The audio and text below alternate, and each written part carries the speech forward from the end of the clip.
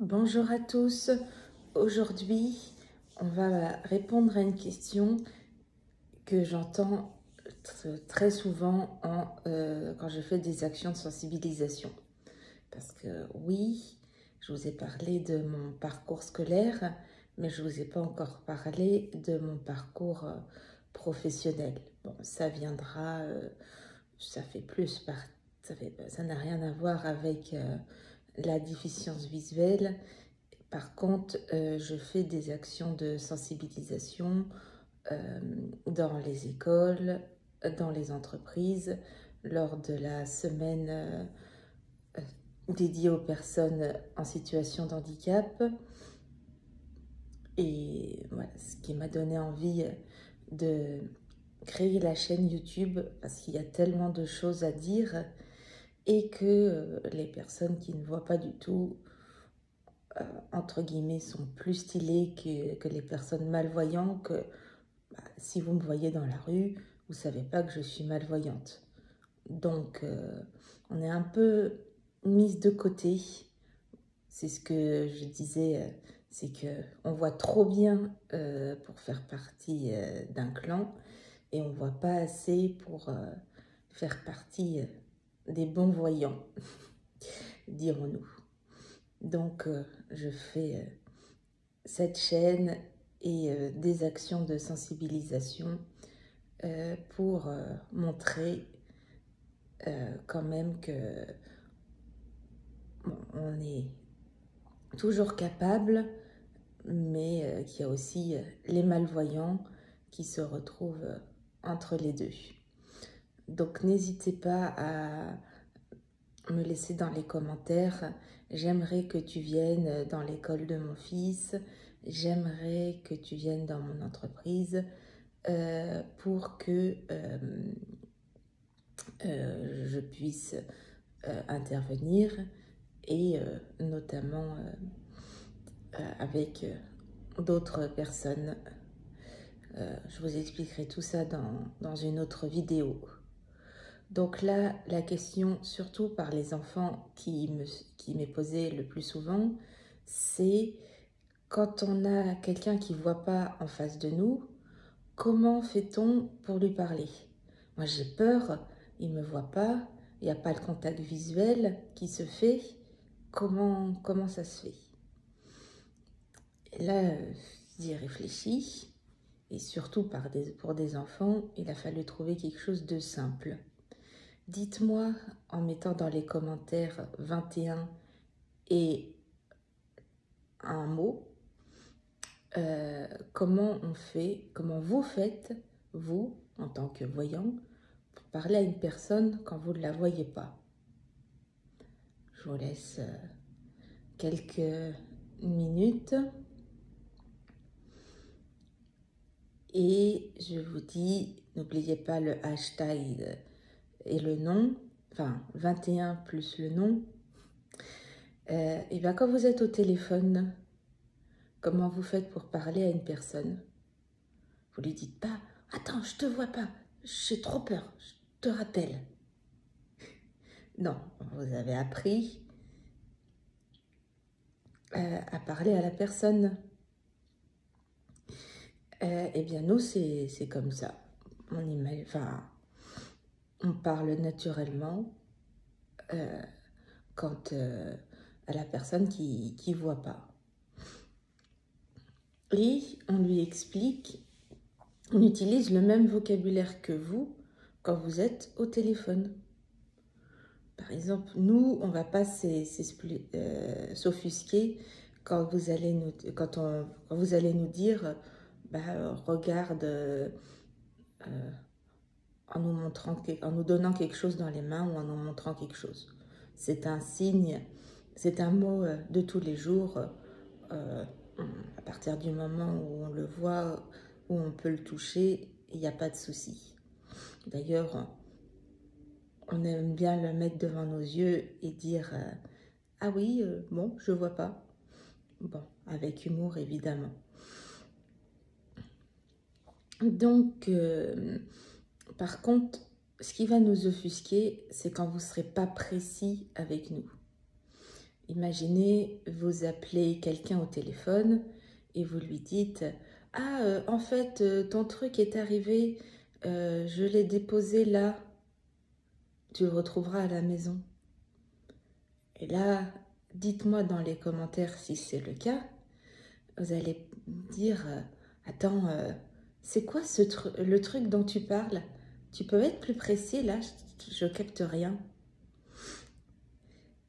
Ah, pardon, ton colis est arrivé, je l'ai déposé sur la table et vous pouvez préciser de quelle table il s'agit, du salon par exemple.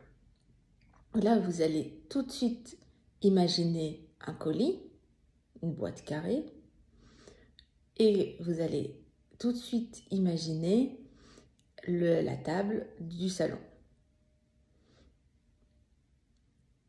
C'est plus précis, ça parle à tout le monde. Donc, les mots comme truc, bidule, chose, là, ici. Un autre exemple,